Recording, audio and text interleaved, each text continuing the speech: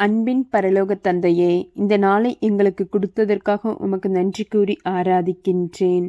இந்த நாள் முழுவதும் உமது தூயாவியின் பிரசன்னத்தில் எங்களை வழிநடத்தி செல்ல வேண்டும்.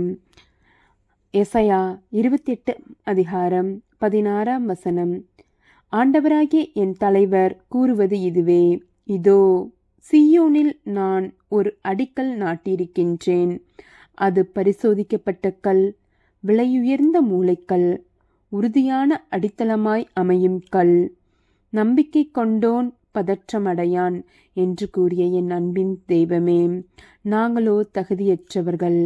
ஆனால் எங்களை நீரே ஒரு கட்டிடத்தின் மூலைக்கல்லாக மாற்றி தர வேண்டும். உமது தூய ஆவியின் கனிகளாலும் நிரப்பி இந்த நாள் முழுவதும் உம்முடைய வாழ்வு தரும் வார்த்தையை கொண்டு எங்களை வழிநடத்தி செல்ல வேண்டும்.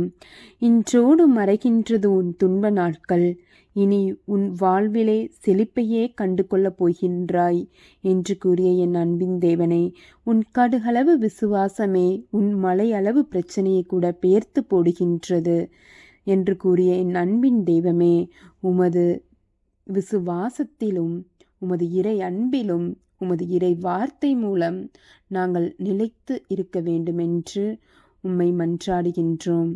இந்த நாள் முழுவதும் உமது இறை பிரசன்னத்தில் எங்களை வழிநடத்தி செல்ல வேண்டுமென்று என் அன்பின் தந்தையே உம்மை ஆராதிக்கின்றேன். ஆமேன்.